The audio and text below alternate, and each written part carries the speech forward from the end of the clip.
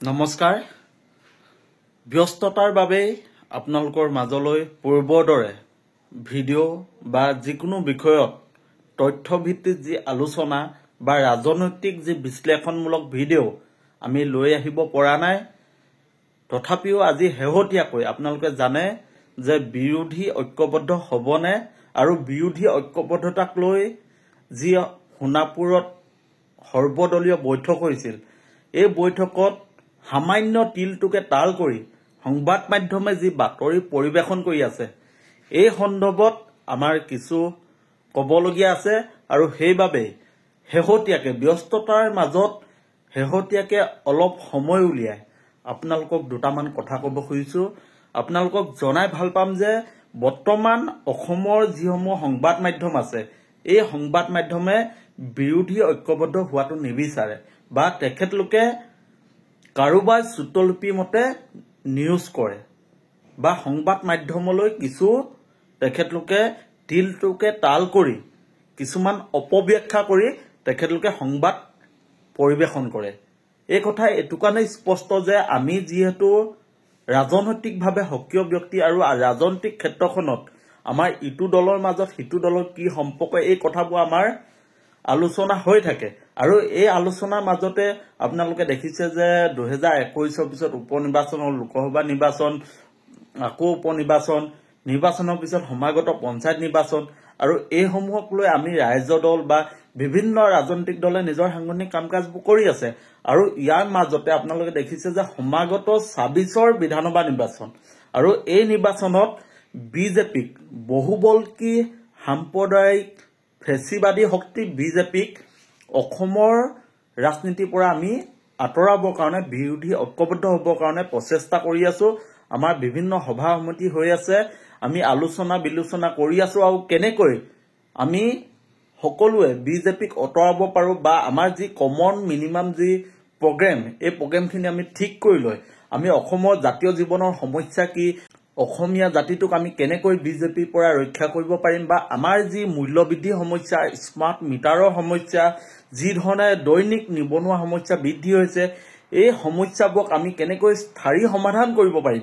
এই বিষয়বস্তুবোৰৰ ওপৰত আমাৰ আলোচনা বিলোচনা চলি আছে আৰু আমি ৰাইজৰ মাজলৈ গৈছো সাংগঠনিক কাম-কাজবোৰ কৰি আছো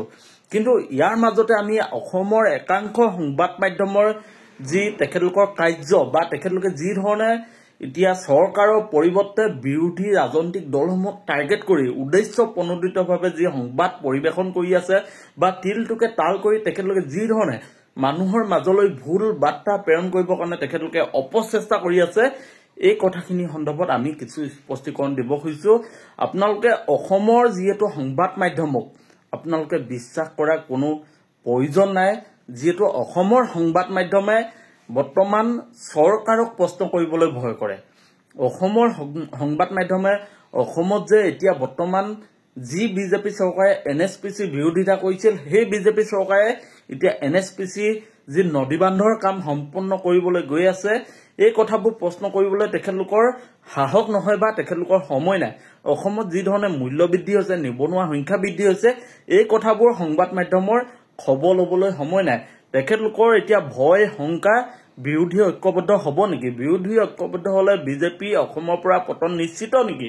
ইয়াক লৈ তেখেতলোকৰ ভয় আৰু শংকাৰ আৰু ইয়াৰ মাজতে তেখেতলোকে কোনোদিন নিবিচাৰে যে কিবা কাৰণত ৰাজ্য দল অসম জাতীয় পৰিষদ বা কংগ্ৰেছ ঐক্যত্ৰিত হৈ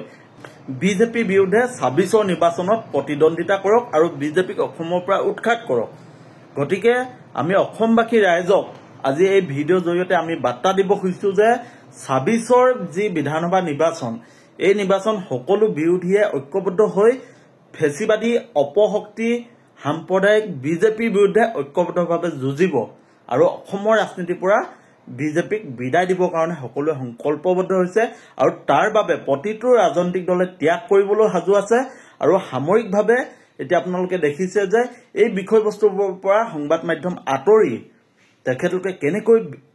যি বিৰোধী ৰাজনৈতিক দলসমূহ আছে সেই দলসমূহৰ যি ঐক্যবদ্ধ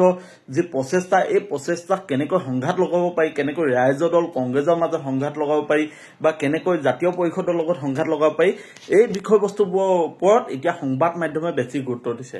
কাৰণ প্ৰায় সংবাদ মাধ্যম এতিয়া মামা আৰু মামীৰ হাতত। আপোনালোকে দেখিছে যি দেশত ৰজা বেপাৰী হয় সেই দেশত প্ৰজা ভিক্ষাৰী হয়,